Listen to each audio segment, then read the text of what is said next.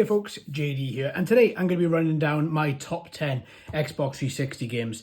Now, just to say a few things beforehand, there are a couple of little rules that I've put in place. I know there are going to be better ports of these on the Xbox One, on the Xbox Series. I'm not counting that. I'm counting these games when they were first released on the 360 and how they made me feel. I know there's going to be other people out there that are going to say, oh, well, I prefer this, I prefer that. That's fine. That's down to individual opinion. My individual opinion are these 10 games. As you can see, I've got a stack of green cases here. Let's have a little look at the first one. And I think it's going to come as no surprise when the first one is Grand Theft Auto 5. Now, when this game came out, we had seen open world games, but I don't think we'd seen an open world game to this scale. Maybe we had with Skyrim. I'm not sure, but still, how this made me feel, this was a completely different game to the other ones that had come before it. It was bigger, you had your three characters, you could switch in between. Each character's storyline and arc was quite strong, and the gameplay is still fantastic. And even to this day, I think it stands as a testament that it is still being played, probably as much now as it was when it was first released across the myriad of different consoles. So, I'm not talking about GTA Online, I'm talking about story mode. And that is GTA 5. Next one, Mass Effect. Haven't played it in years. I've bought the anniversary edition recently, so we're going to be looking at that in its entirety coming up, so expect a lot of videos for that one. This game, when I first played it, blew me the hell away. I thought it was absolutely phenomenal. I can't wait to see what they've done in the anniversary edition. As games go, you can play this and complete it, from memory, I think within about 20, 30 hours maybe. But if you want to get 100% of it, you're going to be spending more like 60, 70 hours in the game. It is absolutely huge. It's definitely worth a go if you've never played it. I would highly recommend all of them, hence why I've just bought the anniversary edition. So this is Mass Effect. Next, if you want a good survival horror, then honestly, I don't think there's any... think about what you've got on your list, JD. Okay, let's scrap that. If you want a good alien game, and let's be honest with you, there are a load of alien games out there which are quite subpar. This one is absolutely phenomenal from beginning, middle, and end. If you like to feel a little bit on edge, a little bit uneasy, there are one or two little jump scares, but this uses the original horror trope that I absolutely adore, which is building suspense and making you think that something's going to come around the next corner. And there is something on the next corner, and your ass gets handed to you a lot, over and over again. And that thing around the corner is the Xenomorph. And yeah, I'm absolutely 100% in awe of this game. And as I'm talking about this, let's just pay homage to the Xbox 360 by remembering towards the end of the Xbox 360's life cycle, the games they had on it and the graphics it was able to put out. Okay, it did used to make most Xbox 360's red ring. Let's just push that to one side for the minute.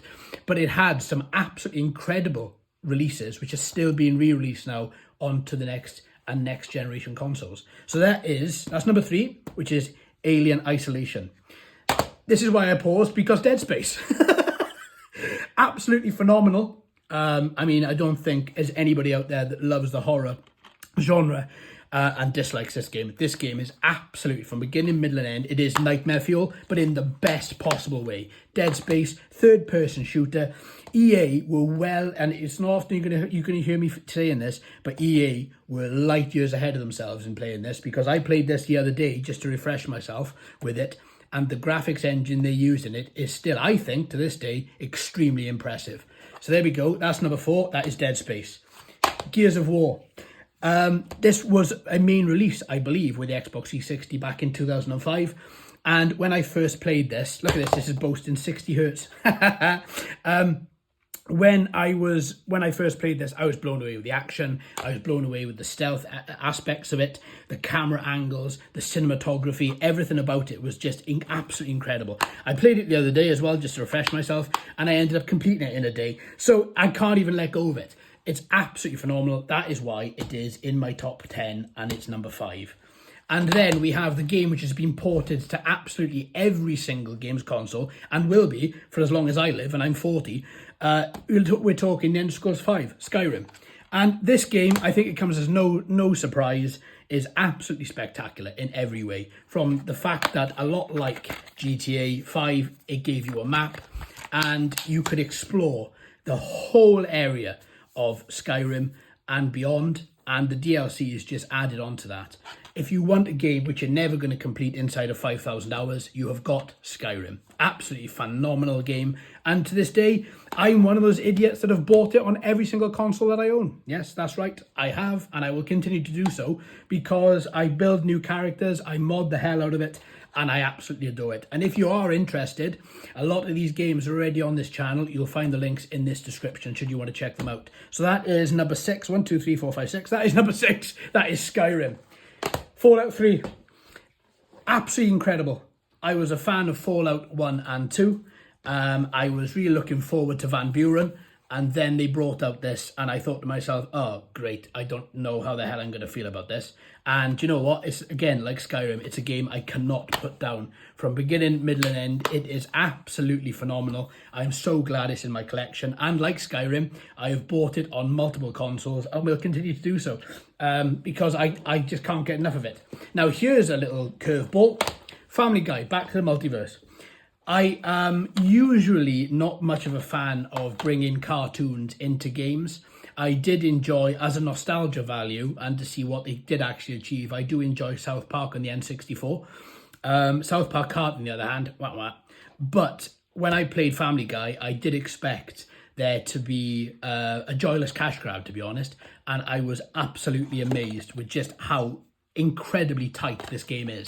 Yes, there are repetitive functions. Yes, the story gets a little bit wobbly here and there, but all in all, if you add up all the cinematic elements, you have essentially the run-in time of a Family Guy episode. And again, if you want to check this out, there are links in the description for it. It is a bit expensive to pick up now, but if you do get the opportunity of picking it up, have a little look at the videos on the channel. You might like it. I certainly did. I was really surprised with that. Family Guy, back to the multiverse. Next one, Bioshock. First-person shooters are, and were, and still are, my number one type of game. I absolutely adore them. But this game, this brought something else. This brought horror, but not in the original sense. This brought uneasiness. And above all else, it brought ultimate fun. And I can't remember, I'm not just including Bioshock, I'm including the series, Bioshock 2 and Infinite, because each one of them has something different and brings something to the party. And Bioshock Infinite gets a bit weird, you're in there, but all of them are absolutely phenomenal. And even to this day, when I jump back into Rapture, I am astounded at just how good this looks and how good the mechanics are, the feel of the game, the graphics and the enemies. So that is Bioshock. And lastly, a collection on the Xbox 360 cannot be complete without Left 4 Dead. I am not a fan, and I never have been a fan of playing co-op games unless it's been with my friends. And this game particularly changed that. I remember playing this for hours upon hours. I think I'm on to about 400 or 500 hours on Steam, and on the Xbox 360, I couldn't tell you. It's definitely going to be in the high hundreds, if not the thousands of hours. It is a phenomenal game. It's going to be coming to the channel very, very soon. I'm going to be going through the whole single player, and I'm really, really, really looking forward to it. I can't wait to actually get my hands on it and play it, because I've modded the hell out of it on Steam, but I can't wait to play it as it was originally on the 360. And that is Left 4 Dead. Absolutely phenomenal game in itself. First-person shooter, where you have safe rooms at the end of the levels, and you start off in the safe room as well. You have limited ammo, loads of incredible weapons, melee weapons as well. And you just go around and slay horde after horde after horde of zombies while trying not to encounter the tank. What more can you ask for? So here are my top 10 list. What top 10 games would you have in your Xbox 360 list? All right then, my friends, there are going to be more videos like this coming in this series. Until then, we have Syndicate going live tomorrow for the next 20 odd days, the full game of Syndicate on the Xbox 360. Until then, my friends, thanks ever so much for watching and listening. I've been JD, you've been fantastic as always. If you haven't already, please like and subscribe. Hello and welcome to all the new subscribers. I hope you're enjoying the channel. So until next time, my friends, happy gaming.